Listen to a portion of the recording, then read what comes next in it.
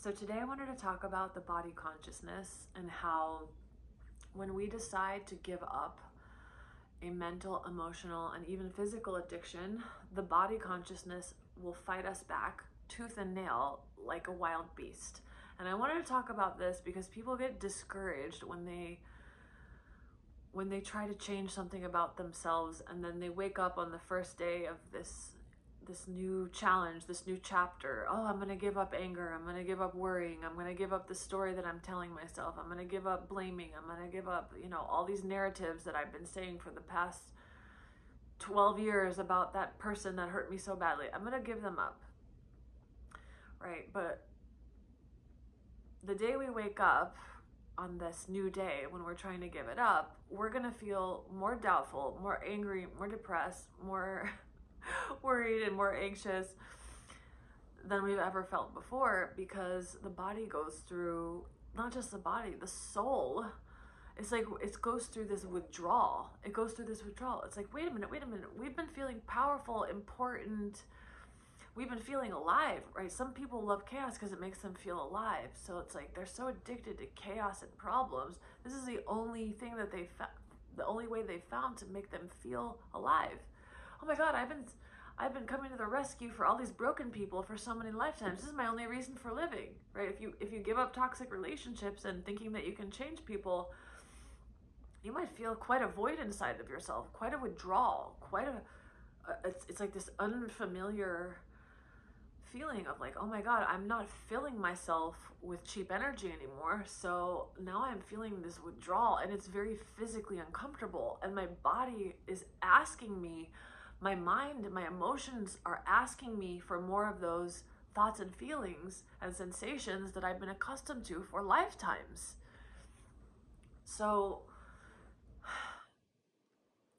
I'll give some different examples to make this practical. But let's say, for example, let's start with a mental addiction, like doubting myself. Let's say there's a specific story that you've been telling yourself. Maybe you've been blaming an ex-husband, an ex-wife, a parent for something, and you think about it every day. Maybe you have a story that you think it's too late in your life to actually be able to experience or receive something. Maybe you don't think you'll ever have children. Maybe you think because you lost money in a business deal and you're 70 years old, you're never going to make it back, and therefore you can never be happy again. And this story is just slowly eating away at you. So you decide to give up that mental story for 11 days, which is the challenge that I proposed. So you wake up on day 1, and all you can think about is that one of these stories. Oh my God, I'm never gonna have children. You notice it everywhere. You notice those people that have children, if it's the business thing. You notice those people that are your age that are thriving and flying first class and have the life that you should be having. You're starting to notice everything, and it's in your awareness, and it's exaggerated, and it's painful. In that moment that you are feeling the pain, that you're experiencing the doubts, that you're hearing that voice, remember, every unloving thought is a lie. When you go out of body, when you really leave lower astral planes and you're in spiritual planes, often, at least in my experience, the way that I come back to my body, when I first started going out of body, the way that I would come back to my body was I'd get afraid because I'd be too far away from whatever was familiar to me, and I could literally feel the vibration of fear tethering me back to my physical body like a handcuff, like boom, boom, and I'd fall right back into my body. And I was like, oh, that's so interesting. Like, fear is literally a vibration of the physical world, of the body consciousness. So when we're embarking on change, we have to be greater than our body. We have to be greater than the body's consciousness. So we have to realize, like, a fearful thought is just the body. It's just the body's consciousness. That's not really who you really are. Some people like to say that's the voice of Satan. That's the voice of the opponent. Any unloving, limited thought, according to your body and its 5 senses, I'm a body, I live and I die, I age. Things are either absent or they're present. Things are things, space is space, right? So If you don't have the money, your brain and your body is just going to be like, we don't have the money. We're not going to survive. We're not going to survive. We don't have the partner. That means we're not worthy. We don't deserve it. That's just the body consciousness. That's just the body consciousness. Like having like an outbreak, being irritated, trying to get your attention, because according to it, which can only perceive with its five senses, if something is absent, then that means that I'm not whole. That means that I won't survive. That means that I'm not going to be loved. That means I'm not going to make it in the world. That means I can never be happy. So those thoughts, those fearful thoughts are not true. When in the moment when you start to feel those doubts and you hear the story coming up again, to inject the consciousness of certainty, to say, okay, this is good. Certainty in Kabbalah is literally when you feel pain, when you're experiencing a doubt, anything that you're trying to give up, in the moment that it comes up, to say, oh, this is good. The difference between saying this is good and trying to be present with what is, or just observe what is, or dissolve my pain body. Dissolving my pain body could be like, okay, I'm gonna try to be still. I'm gonna try not to escape. I'm gonna try not to escape. You don't have to try not to escape if you know it's good. If you know that you have decided to leave something behind you and all of a sudden it's flaring up in spades, but you know that's part of the process, and you literally say this is good, you don't push anything away that you know is good for you. You don't have to train yourself to sit in it. You don't have to train yourself to be present in it. If you could inject the consciousness of certainty when that mental addiction is flaring up, the doubts, the stories, just say to yourself, this is good. This is good. This is the Creator sending me more doubts, more pains, and I don't have to react to them. When you go on an 11-day challenge, it's not that you're not going to have doubts for 11 days. It's that you're not going to believe them. You're not going to react to them. You're not going to let yourself tank into despair because the thought arose in your mind. It's not that we're trying to get rid of thoughts and feelings. We're just not reacting to them. We're not believing them. So let's look at an emotional example. So we're giving up. Let's say we give up rage. Rage is a really good thing to give up because it's hiding things that need to actually be healed, like shame, like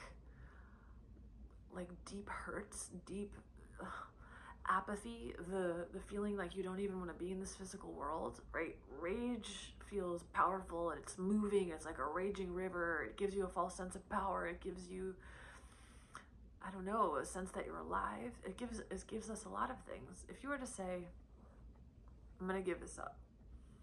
I'm giving this up. And then you wake up the next day and like everything in your life pisses you off. In fact, you wake up and the first thing you experience is rage because, I don't know, your power went out. Or because maybe you've never woken up in a bad mood in your life. This happened to me the other day. I don't wake up in a bad mood. I don't wake up in bad moods. I wake up quiet and neutral. And I am in the process of doing what I'm explaining. I'm giving up a story and an emotional pattern. And I woke up with a deep, like a crushing sadness. And instead of reacting to the sadness, I said, this is good. It's not comfortable. It's not pleasant. It's not fun. It's not denial. It's not denial. It's not pretending. It's not raising my vibration. Raising your vibration is actually accepting it totally, saying this is good. That raises the vibration of the energy. You're not trying to deny it and pretend like you're happy. I felt it fully and I was like, okay, this is good. I'm giving up the story that XYZ will never happen in my life. So the first thing that happens is that the universe challenges me. My body asks for, my body reminds me, but we are experiencing this, but this is happening. Oh, it's so painful. I woke up that morning. I cried and I cried and I cried. And as soon as I let myself cry and release the energy, I literally said to myself, I know this is good. I know this is good. The rest of my day after that was incredible because I actually did alchemy that day. I actually did something that day. If I were to try to meditate and ignore it and say, and get discouraged and be like, oh man, I tried to give up this feeling and I woke up feeling worse than ever and I tried to change it. No, you're not trying to change it. You're saying to yourself, this is good. This is good. Anything that you know is good, you actually fully embrace. You don't have to train yourself to be present with it. That's why the principle of certainty in Kabbalah is one of the most powerful. I've heard it said that it is kind of one of the most powerful vibrations in the universe. Certainty. Certainty. If I give up the fear of death, right? If you are a constantly anxious person, maybe like I've given an example in my life where I had frightening diseases in the past. And for a while, I was obsessed with the fear of death. It would come up so often.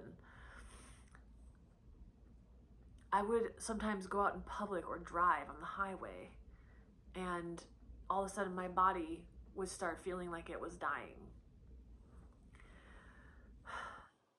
So complete non-resistance in that moment, it looks like this. Okay, there's nothing I can do about it. It's happening, I'm shaking, but I can tell myself, all I can do is say, this is good. And I've been in this situation. I don't recommend driving under these conditions. It has happened to me several times in my life. When I was really looking at the subject of death, diving into death, overcoming the fear of death, because even though I had mystical experiences and I know unequivocally what I am, my body's consciousness is my body's consciousness. My body didn't yet know it. My body, right? And of course the body is still going to have a fear of death. If I smell something poisonous, I'm not going to eat it. I'm not going to walk into traffic. I'm not going to jump off a bridge. But the point is that if you can inject the consciousness of certainty, like, okay, I decided that I want to be a free human being, and so I trust that the Creator is sending me this amplified anxiety so that I can actually get sick of it. Because the process is like this. You decide that you want to change. You decide that you want to be different than what you have been being for lifetimes, which is quite an addiction. It's quite an emotional and identity-based addiction. Because why is it so addicting? Because if I don't know the soul, if I don't know love, I literally have, what else do I have but manipulation and control and seduction and worry? And if I don't feel the aliveness that's within me, I'm going to try to feel alive by creating chaos or by creating destruction or by being angry or by mistreating my body, misfeeding my body, creating chaos, creating lack of harmony, lack of homeostasis. So if I'm starting to realize this, right, the soul's starting to come in and there's awareness, like, okay, I'm observing that my mind and my emotions are doing this. And I've come to the conclusion that I want to give this up. I don't want to live in these little boxes of the fear of death and the fear of loneliness. And I don't want to live in boxes of limited thinking and doubts and unloving thoughts. I don't want to live in an unempowered box where I blame people for my life. I don't want to live in those. So what happens? The universe will make me blame more than ever. The universe will make me more scared of death than ever. The universe will make you overdose on the emotion so that you can finally trade it in, so that you could finally give it up. When you finally reach the place where the payoff of that emotion is no longer feels like a payoff, your consciousness naturally releases it. So part of the process is becoming disgusted by it, sick of it. It's like when a person has been doing drugs, right? And they, maybe in the beginning, wow, it feels so good, right? For like 90 seconds, it feels so good. That shot of heroin, that snort of cocaine, that drink, that unconscious sex, whatever the case may be. And then oftentimes I've heard it said that, I don't know who said this, it's a beautiful statement, that the addict is closer to God than someone who's never touched a substance. Because the addict is closer to realizing that you're never going to get what you really want from any of these worldly things. You're never going to feel whole from getting cheap dopamine hits from the physical world. So what's the most gracious thing that can happen? You decide that you want to be free, you want to be sober, spiritually sober, meaning you don't blame anyone for anything, meaning you You abstain from actions that are destructive. And that doesn't mean, by the way, this doesn't mean being a good person. Sometimes we do things that are chaotic, but that from a bigger picture, they serve a greater purpose. And I've been led into those situations, and maybe I'll talk about that in a different day. It's not about being a good person, but the point is that in order to reach the point where we have truly seen, right? There's a saying in spirituality, if you know a snake is a snake, you don't pick it up anymore. If you know heroin's not going to do anything but kill your organs, you put it down. If you know that anger is going to do nothing but give you liver cancer and destroy every relationship in your life, you're going to put it down, right? If you know that doubting yourself is going to do nothing but keep you small, isolated, and never trying to, basically never living, right? When you start to realize, like, oh shit, like, even though life is eternal, like, the years are going by pretty quickly, and all that, you know, I've done nothing in my life. I've chosen nothing. I've gone after nothing because I'm afraid that I'll be rejected, because I'm afraid that I'll lose something, because I'm afraid that I can't deal with the feelings that will come with actually participating in life. Once the payoff of that little cheap safety starts to wear off, oh, and I just saw a huge light being in my room. Once that little reward starts to not really feel so good anymore, something new can take its place. So the point of this video is, look, it's even with physical health. If you want to be physically healthy, and let's say that's your desire. So desire energy is like, let's call that the will of God. So the will of God is health, vitality. If you woke up the next morning and you felt more sick, and there was more evidence of sickness in your body, if you didn't react to it, it's hard enough for some people not to react to it. I've told a story in another video that a man that was riddled with tumors would look in the mirror and say to the get excited about the tumors disappearing, because he knows how the mind works. If you could see anything that's popping up in your life, any form of resistance, as just a part of the process of your soul expelling a faulty program, that's what it is. I know so many people that they want to do something. They want to, let's say, publish books that they've written that might be controversial or might upset their parents, or they want to start a podcast that might, I don't know, someone in their life might not approve of it. And the second that they actually start to take an action towards it, their physical symptoms will start flaring up. That's resistance. It's not Lyme disease. Okay, you're going to think I'm crazy now, but it's not Lyme disease. It's not an autoimmune condition. It's just resistance. If you did not react to it, now of course, look, if you have something popping up in your body, I'm not a medical healthcare professional. I'm none of that. So you have to be completely responsible for your own life. But if you could start to think of things that way, okay, I decided to be healthier than ever, and now what? Now I have some weird rash appearing? Now I have some weird autoimmune looking thing appearing? Don't worry about it. If you want to go to the doctor, go to the doctor. Just don't react to it. Don't worry about it. Don't label it. Don't create an identity about it. Part of the process of changing, of crossing the desert, of crossing the river, is that the body will fight you tooth and nail to hold on to its addictions. So don't worry. It's not about deciding to change and then all of a sudden waking up on your little 11-day challenge and having a raised vibration doesn't mean feeling no resistance. It means that if resistance comes up, you say, this is good. And that it might end up being one of the best days of your life, because on that day, you actually did alchemy. On that day, you actually did something that you came to this planet to do, which was to do alchemy. If you had a relatively peaceful day and you went to the grocery store, work with a client, whatever, do your normal little thing, nothing really happened that day. If you think of levels of energy, kind of like the Hawkins scale of consciousness, let's say you chronically live in a red and orange zone from guilt to apathy, shame, guilt, apathy, rage, whatever. That's your typical bandwidth. So let's say you wake up and you've been living in this bandwidth for lifetimes, and that's your soul's correction. So you have a pretty peaceful day.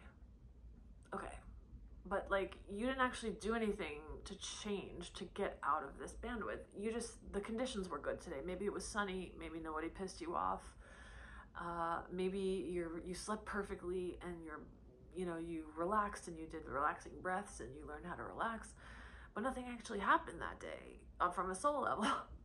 From a soul level, if you woke up with bone-crushing depression and you said this is good, oh, then something happened. Then you literally lifted yourself out of a level of energy that you maybe have been stuck in for hundreds of years. Think about it like that. That makes you want to, the guy that I learned Kabbalah from calls it mining the day for sparks of light. Within a negative emotion, within a feeling of depression, doubts, in the moment that you say, this is good, you reveal a spark of light. You released a spark of light. If you just try to be present with it, try to dissolve it, you're still trying to control and manipulate it. If you just say, oh, it's here, I woke up and I'm irritated and my body hurts. If you were to say, okay, well, I know what I told the universe I wanted. I wanted vitality, I want to be healthy, I want a beautiful relationship, I want to feel whole, I want to feel peaceful, and I want to be radically free. And all of a sudden, my body's killing me, I'm pissed at everyone, I'm worried about everything, and I doubt myself more than ever. If in those moments, you could say, this is good, this is good, this certainty. Injecting the consciousness of certainty is the quickest and most potent way to do alchemy. And anyway, the point of this video is just to say, please don't be discouraged if you're trying to do anything, whether it's, how many times have you heard that a great business that succeeded wildly went bankrupt like 7 times, okay, before it actually took off? How many times have you heard a person that was like running a marathon where like at many points in the race, their mind was like, it's over, my body's broke, like we can't go any further? There was a very powerful passage that I read in the Essene Gospel of Peace where a sick man goes up to Jesus and he's very weak and sick, and Jesus tells him to fast.